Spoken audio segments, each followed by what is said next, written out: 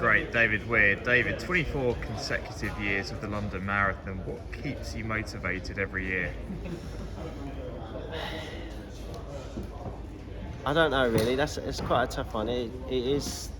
I think it's been easier this year because it's gone back to April. So the motivation, after New Year, you've got to step up your training and focus because the London Marathon's only 4 months away. But it's been tough in the last,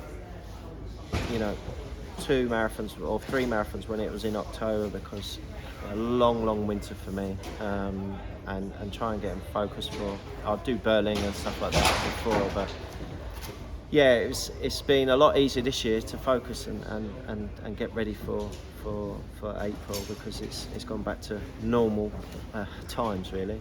Yeah, when you think about people like Marcel Hug as well in the race, you saw what he did in Boston. I guess that gives you kind of that extra oomph that you realise someone is that good in the race. And you talk about chair technology and super shoes and pushing boundaries, but Chris Thompson yesterday chatting to him about how the super shoes in his 40s is keeping him kind of going. Have you found kind of, I guess, with the chair and with people like Marcel as well, that both of them kind of help get you to that point as well? Yeah, he's moved the sport forward, and I think we're all catching up. And yes, we'd all like a chair like him, and you can get one because you can buy one. But it's moved the sport forward, and I'm happy with the sport to move forward, and with technology and stuff like that.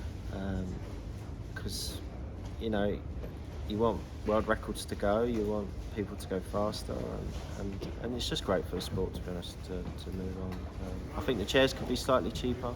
I think that's the stumbling block. They're very expensive, and if you're not sponsored by them, you have to buy them. So it's quite tough in that sense. But I just love the way the wheelchair racing is going at the moment. It's moving on a fast pace, and I'm happy with what I've got at the moment.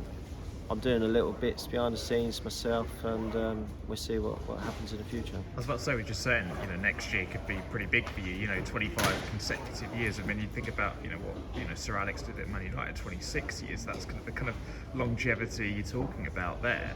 And then, of course, the Paris 2024 Paralympics, which could be the biggest, arguably, since London 2012. Yeah, hopefully.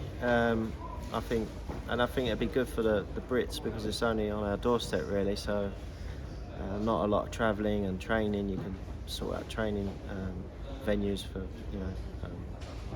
warm weather training and stuff like that. So yeah, it could be a big year for a lot of the Brits next year because of that reason. And for me, doing London, the 25th anniversary, and going into my 7th, would it be 7th Paralympics? I've lost count. Crikey, yeah. So it would be, another, marker to say how well I've done over my career, and starting in 1996 in Atlanta, and then going into Paris in 2024. It's an amazing career. I was about to say, you've always viewed the London Marathon. I remember you said to me last year that the London Marathon, to an extent, is actually bigger than the Paralympics because of the prize money, the mainstream TV coverage, of what it actually offers to athletes like yourself.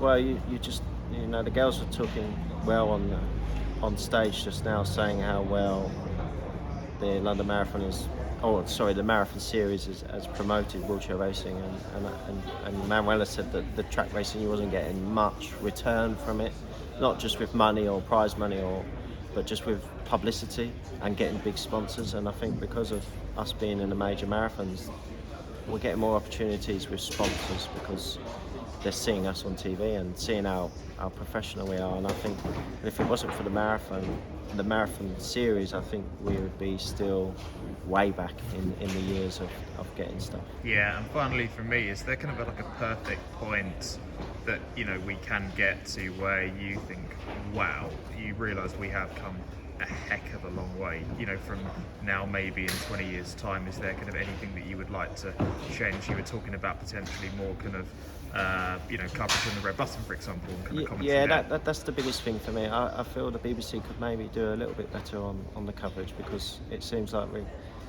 the technology's there.